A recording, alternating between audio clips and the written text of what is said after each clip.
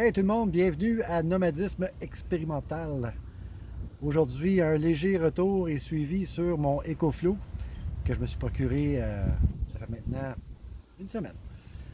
Des bonnes surprises, des mauvaises surprises, enfin une mauvaise surprise. Et je vais partager avec vous comment je me suis adapté euh, concernant la réduction massive de storage d'énergie comparé à mon vieux système. Par contre, j'ai aucun regret. J'ai fait la bonne chose. Alors, je vous montre ça. Donc, de retour à mon EcoFlow River 2 Pro, procuré chez Costco. Si vous n'avez pas vu la première vidéo, allez dans la description, je vais mettre le lien. Comme ça, vous allez pouvoir suivre un peu l'histoire, qu'est-ce qui s'est passé. Donc, tout va très bien. Mon frigo est branché ici dans le 12 volts. Je me suis fait un Y pour l'entrée unique de 12 volts pour la recharge. J'ai branché, comme vous le savez, la prise de ma voiture et mes panneaux solaires. Et tout ça, absolument tout, est géré par le EcoFlow à l'interne. Je vais prendre le temps d'expliquer un petit peu. Il y a bien des gens, des fois, qui vont poser des questions sur les groupes. Combien de panneaux solaires ça me prend pour charger mon téléphone? C'est pas de même que ça marche. Un système électrique, si je peux faire une analogie, c'est comme aller dans un bar. Il y a les clients, il y a le doorman et il y a le bar. Panneau solaire, c'est le client. Ça prend un contrôleur, c'est le doorman. Et la batterie pour charger l'énergie, le bar. Donc, un système solaire conventionnel avec une batterie, ça va avoir le panneau, qui est la clientèle, le contrôleur solaire, qui est le doorman, et la batterie, qui est le bar. Dans ce cas-ci, doorman est dans le bar. Drette là, tout se passe là. Le EcoFlow va limiter l'entrée de courant à 220 watts. Il va arrêter. D'ailleurs, si l'EcoFlow est plein, il ne laisse rien rentrer.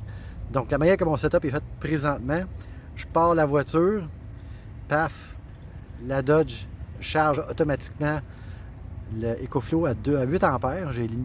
On a le choix de 8, 6, 2 et 4, je crois. Mais moi, j'ai mis à 8 ampères parce que j'ai une fusible de 10 ampères sur le circuit de la vanne. Aucun problème. Les panneaux, même chose. Si l'EcoFlow a besoin d'énergie et qu'il y en a disponible, le doorman va ouvrir la porte à l'EcoFlow puis il va se charger comme il fait en ce moment. Le système est dans ma voiture depuis 7 jours. Je ne l'ai pas branché au mur encore. Et vous voyez, aujourd'hui, j'étais à 69%. C'est pas mal bon. Par contre, j'ai fait des ajustements, surtout au niveau de mon plus gros consommateur d'énergie dans la vanne, mon frigo. Et je vais vous en donner des détails direct là. Quand on a accès à moins de courant, ou plutôt, non, j'ai le même courant, mais je n'ai pas le même storage. Donc, j'ai 40 ampères-heure à peu près en équivalence comparativement à avant, parce que j'avais 200 ampères-heure. Grosse différence. Donc, c'est très important de réviser ma consommation d'électricité. C'est bien beau de produire sa propre électricité, mais il faut la gérer. Et là, qu'est-ce que je vous montre là? C'est une affaire fantastique. C'est un Ice Pack WeCook. C'est quoi ça, WeCook? WeCook, c'est un service qui prépare tous tes plats à l'avance. Tout ce que tu fais, tu es fou dans le micro-ondes, puis tu manges. Il y a bien des gens qui commandent ça, puis ça vient dans une boîte. Et dans la boîte, il y en a 3 de ces affaires-là. Puis, t'es pogné avec. Si vous connaissez des gens qui ont le service ou que vous avez le service, jetez pas ça, c'est absolument extraordinaire. Un coup congelé, je l'ai mis dans le frigo. Pendant 3 jours, mon frigo n'a pas marché. Moi, ma température, je la mets à 7. C'est bien en masse pour mon Coke, qui est à parfaite température. Donc, j'ai rajouté ça dans le frigo. Et pendant 3 jours, mon frigo, plus précisément, 36 heures. Il n'a pas fonctionné. Il a maintenu sa température entre 5 et 7 degrés. Et à la fin de la 3e journée, là, il a embarqué parce que ça montait à 8, puis là, le frigo a fonctionné. Ce qui est cool, j'en ai 2. Un que je garde dans le congélateur de la job que personne n'utilise et un autre dans le frigo. Lui, il serait dû pour être changé. Il est complètement dégelé. On pourrait voir. Par contre, ça occupe de l'espace puis c'est froid. Donc, même dégelé. Bon, ça a coupé. Je recommence. Pas au complet. Donc, même dégelé, c'est super pratique parce que ça garde quand même son froid et ça occupe l'espace. On le met dedans et en plus, je rajoute une serviette pour rajouter de l'isolation. Donc, mon frigo est maintenant optimisé. Consomme moins de courant. Puis, comme vous le savez, c'est la partie la plus énergivore de mon setup, c'est le frigo. C'est sûr que présentement, on a des belles températures. Là. Je ne sais pas ce que ça va donner en canicule, on verra. Mais pour l'instant, c'est très, très performant. Puis, mon EcoFlow, au moment où je filme, est à 63%. Et il n'a pas été branché dans le mur depuis vendredi dernier. Fait que ça va faire 7 jours. Fait que c'est pas pire pantoute. Une autre façon cool d'économiser le courant, c'est au niveau de l'éclairage. Celui-là. Ah, c'est cool. Ça ne tire pas de jus.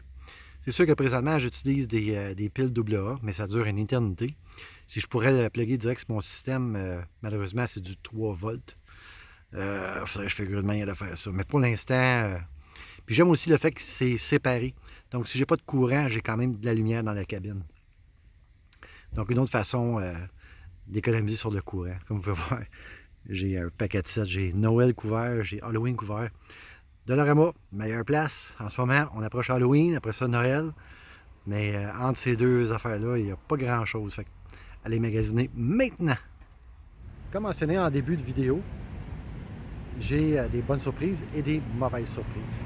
Bonne surprise, facilité d'utilisation de cet appareil-là, c'est fantastique.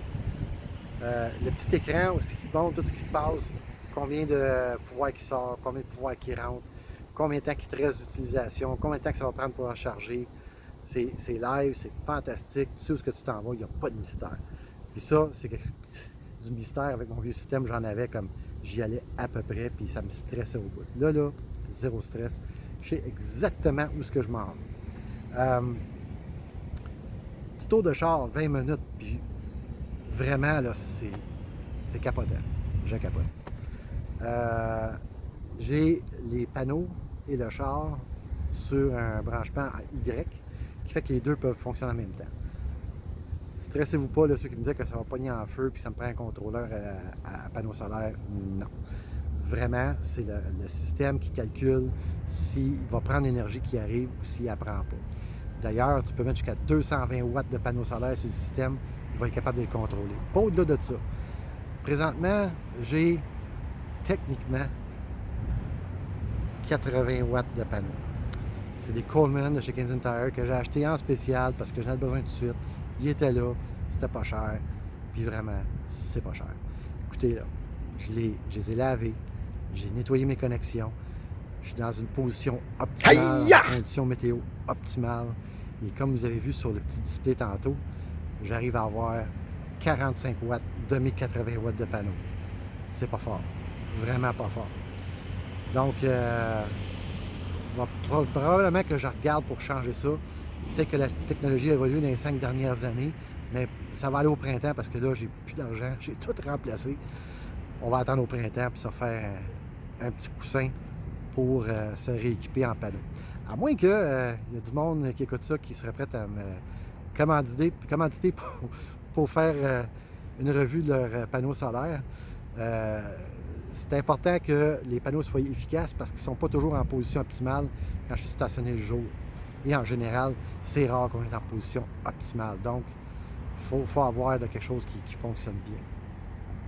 Donc, c'est pas mal ça pour mon léger retour sur le système EcoFlow. Que, wow, avoir su, je l'aurais fait avant, mais peut-être que la technologie n'était pas aussi avancée avant. Tout arrive pour une raison. Présentement, je suis à Québec, dans le stationnement de l'ancien Colisée. Check ça. Le stationnement P3 pour être plus précis. Le stationnement P3 coûte rien. D'après moi, c'est parce qu'il est trop loin du marché. Je sais pas. Il y a bien des gens qui parlaient de faire des rencontres de nomades, temps plein ou temps partiel, peu importe le véhicule aussi. Les gens de Québec, si ça vous tente d'en faire un ici, ça serait un beau spot. Pas vraiment pour coucher. Je pense pas que la sécurité apprécierait si vous passez la nuit sur ce terrain-là, mais je suis sûr qu'en soirée, on ne serait pas dérangé. Là. Une couple de nomades qui se rencontrent juste pour jaser et avoir du fun le temps d'une soirée. Laissez-moi savoir dans les commentaires, sur les groupes Facebook que je suis membre, Van Life Québec, voyons lequel. Ah oui, Québec Vanning, Dodge Falia et compagnie, ou par Messenger. Laissez-moi savoir, puis on s'organise ça un soir de semaine. Ça serait le fun. Une couple d'heures juste pour se jaser en vrai. Donc, sur ce, je vais vous souhaiter une bonne journée, bonne route, faites attention à vous, et à la prochaine. Bye! Aïe!